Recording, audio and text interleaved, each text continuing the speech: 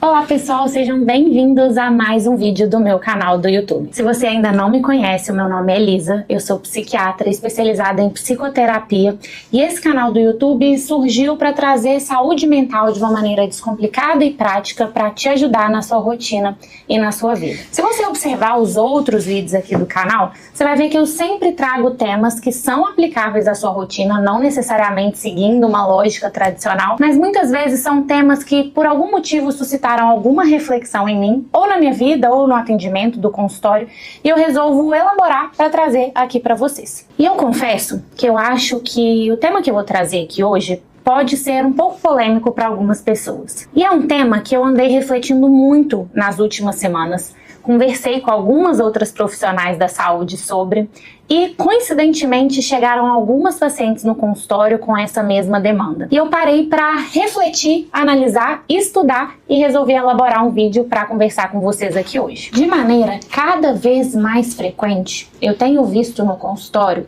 relatos e queixas de pacientes a respeito de possíveis transtornos alimentares. E por transtornos alimentares, eu quero deixar uma coisa muito clara. Não necessariamente são transtornos que a gente consegue identificar e categorizar nos nossos manuais diagnósticos atuais.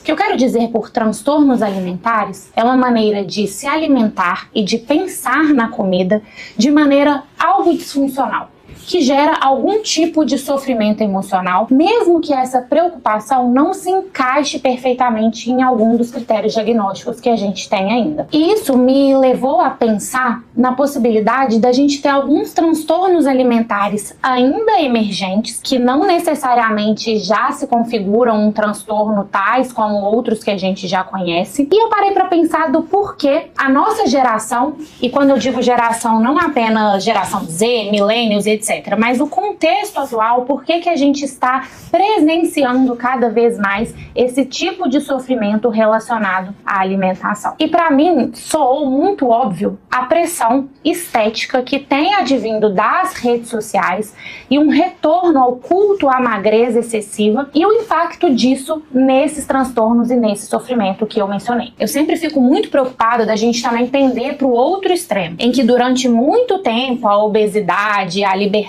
alimentar sem fim não foi enxergada como uma doença também, como um problema, como uma questão.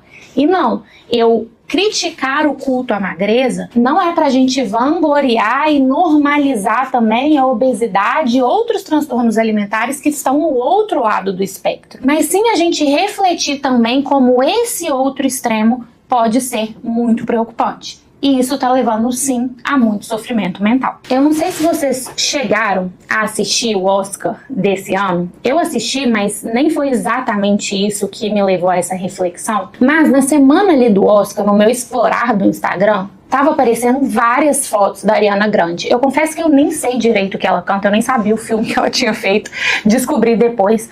Mas começou a aparecer vários registros dela e eu fui vendo as imagens, fui vendo os comentários que estavam fazendo sobre. E eu confesso que eu não quero entrar no mérito se ela tá saudável, se ela não está saudável, eu só quero promover a reflexão. Os registros que eu vi dela e as imagens dela do Oscar, eu vi uma pessoa extremamente magra. Eu não sei quais ferramentas que ela usou para chegar nesse modelo de corpo, se ela tem uma tendência a ser magra ou não, eu não quero entrar nesse mérito. Mas aqueles registros que estavam ali dividiam opiniões. Pessoas falando que ela estava maravilhosa e outras pessoas falando, gente, alguém tem que fazer alguma coisa, essa menina tá claramente doente. E sim, é um corpo quase que anoréxico na minha percepção. E eu vi outras imagens também, no momento que ela cumprimenta a Nicole Kidman, e eu fiquei assim, gente, olha isso, a Nicole Kidman tá assim, muito magra. Parei por um segundo e fiquei pensando, como que elas conseguiram esses corpos?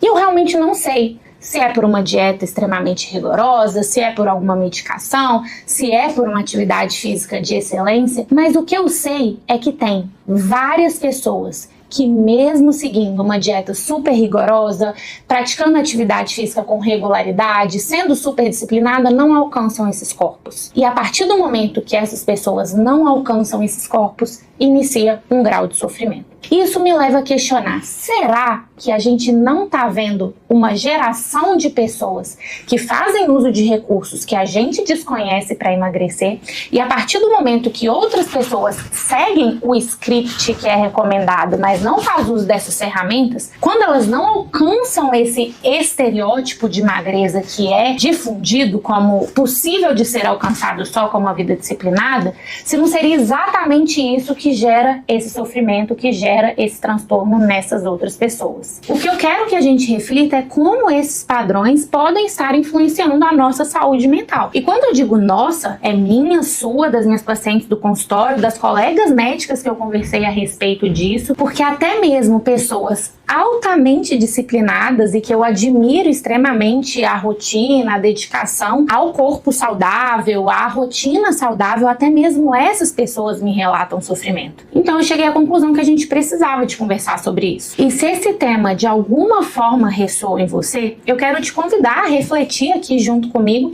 e também a encaminhar para aquela pessoa que pode se beneficiar do que a gente vai conversar aqui agora. A gente vive hoje em um mundo onde a imagem corporal está cada vez mais exposta. E como hoje a possibilidade da gente ter acesso à vida e a rotina, a realidade de outra pessoa está distante de nós, a um clique de distância, a gente tende a transformar a parte que a gente vê no todo. A partir do momento que eu tô vendo uma pessoa vivendo uma rotina saudável de uma determinada maneira e eu vejo como resultado o corpo dela de uma determinada forma, a gente tende a atribuir essa rotina a este corpo. Logo, se eu seguir esta rotina, eu vou ter esse corpo. E isso eu digo de um resultado estético corporal, mas até mesmo de um resultado de produtividade, de resultado financeiro. Você pode levar essa linha de raciocínio para qualquer espectro. Mas levando em consideração esse culto ao corpo saudável e magro, as redes sociais nos bombardeiam de rotinas, corpos e dietas implacáveis, que estão claramente dando certo para quem está compartilhando. E embora isso a gente perceba, o que a gente não percebe de maneira tão clara é como o algoritmo também pode estar fomentando em nós uma sensação de inadequação. Numa pesquisa rápida que eu fui fazer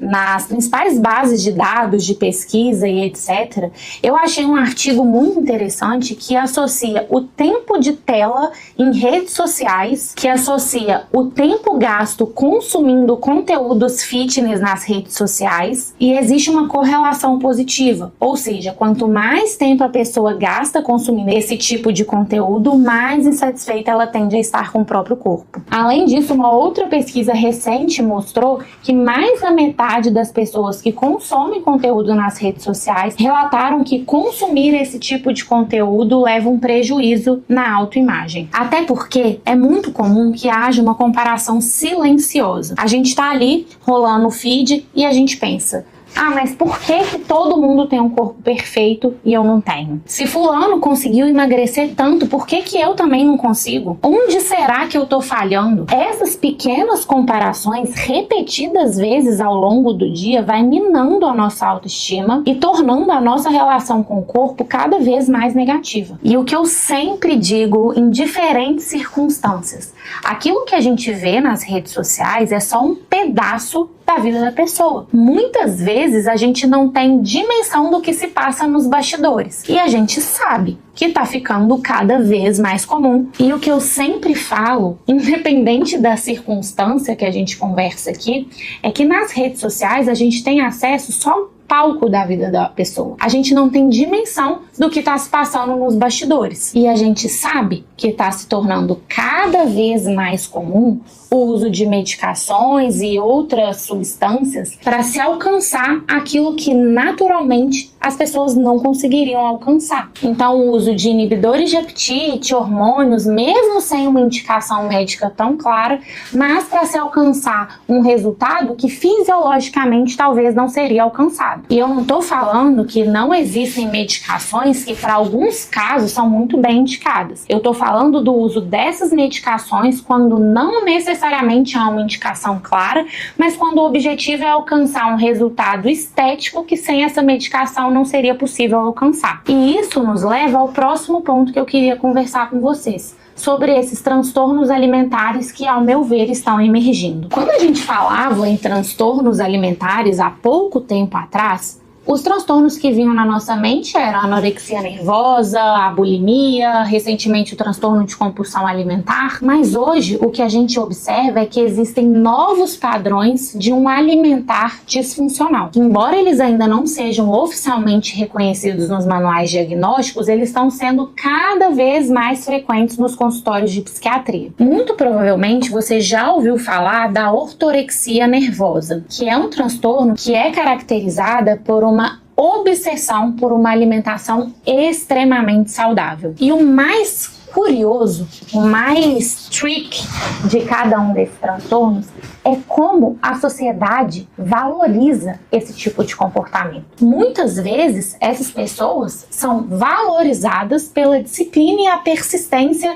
de manter a dieta, seguir a dieta à risca. E muitas vezes a gente não tem dimensão de como tem sido sofrido para a pessoa caminhar numa linha que ela não pode dar um passo para o lado, senão ela sente uma sensação de fracasso extremamente grande. Essas pessoas, elas passam horas planejando a refeição. Elas evitam qualquer tipo de alimento que é considerado não saudável, mesmo que isso traga algum prejuízo emocional e até mesmo social. E nesse contexto, o alimento deixa de ser percebido como algo positivo que você precisa para se nutrir, para alimentar o seu corpo fisicamente, alimentar a sua alma também. O alimento passa a ser encarado como um vilão. A pessoa deixa de aceitar convites sociais, ou ela se sente muito culpada por ser convidada e ter que ficar ali se restringindo para não aceitar e não comer. E a partir do momento que a pessoa começa a enxergar o alimento como um vilão, surge essa ansiedade ao redor do se alimentar, essa ansiedade ao redor do comer. E eu não sei se você se identifica com esse cenário ou conhece alguém que se identifica com isso. Pode ser que a pessoa, após um período de extrema disciplina, em que ela seguia à risca o planejamento alimentar proposto, ela começa a ficar muito preocupada a respeito do que ela está comendo. E esse pensar excessivamente na comida acaba levando a uma dificuldade ainda maior de seguir aquilo que está planejado, e toda essa ansiedade relacionada à comida acaba levando ela a ter momentos de compulsão alimentar ou ter momentos em que ela não consegue seguir o planejado e começa a interpretar esses momentos como compulsão alimentar. E o que eu tenho visto é esse sofrimento relacionado aos padrões alimentares serem cada vez mais patologizados, e ao patologizarmos essas preocupações alimentares, a gente fomenta um ciclo vicioso em que se acredita ser possível ter totalmente o controle a respeito daquilo que a gente come, aquilo que a gente deixa de comer, sem levar em consideração aquilo que é inato ao ser humano, que é o desejo de se alimentar de alguma coisa, que é a fome. Tem tentado se controlar tudo isso. E isso nos leva a um ponto de extrema importância. A grande ironia é que muitas pessoas entram nesse ciclo buscando viver uma vida mais saudável. E é exatamente esse o paradoxo da busca pela saúde perfeita. Quantas pessoas você conhece que seguem a dieta perfeitamente, mas vivem em guerra com a comida? Quantas vezes você já se sentiu culpado por comer algo fora do planejado? E sim, se alimentar de forma saudável é muito importante, mas saúde de verdade também inclui o bem-estar emocional. E quando sua alimentação vira uma fonte de ansiedade e sua rotina de treinos passa a ser uma obrigação rígida, talvez a sua saúde tenha deixado de ser a prioridade. E como a gente pode fazer para tentar sair desse ciclo? Eu vou te convidar a filtrar o que você consome nas redes sociais. Se um perfil te faz se sentir inadequado, pare de segui-lo. Entenda que o que você estabelece de rotina alimentar hoje não é para você perder 10 quilos em 2 meses e pronto e acabou. É um objetivo de longo prazo. Viver uma vida, uma rotina alimentar mais saudável não é uma corrida de 100 metros, é uma maratona. E a chave para você conseguir persistir nesse caminho é encontrar uma via de equilíbrio, em que comer algo fora do planejado não é um fracasso, mas é uma estratégia que você usa para conseguir persistir. Tome muito cuidado com os discursos que são disfarçados de saúde. Nem tudo que é promovido como saudável realmente é. Dietas muito restritivas, altamente inflexíveis, uma rotina de treinos extenuantes que vai além da sua capacidade de adequá-la à sua realidade, podem estar mascaradas de disciplina, mas para você podem ser extremamente ansiogênicas. E busque ajuda se isso for necessário. Se ao assistir esse vídeo você tem percebido que a sua relação com a comida tem te trazido algum grau de sofrimento, procure a ajuda de algum profissional. O alimento não pode ser encarado como um vilão na sua vida. E eu quero te convidar para essa reflexão. Será que a gente está vivendo para se encaixar em um determinado padrão ou para realmente viver bem e de maneira saudável com os nossos próprios corpos? E se esse vídeo fez sentido para você, se permita questionar o que realmente significa saúde na sua vida. E se você conhece alguém que pode estar sofrendo com essa pressão, encaminhe esse vídeo para ela. E não deixe de se inscrever aqui no canal para receber mais conteúdos e reflexões como essa. Muito obrigada e até a próxima!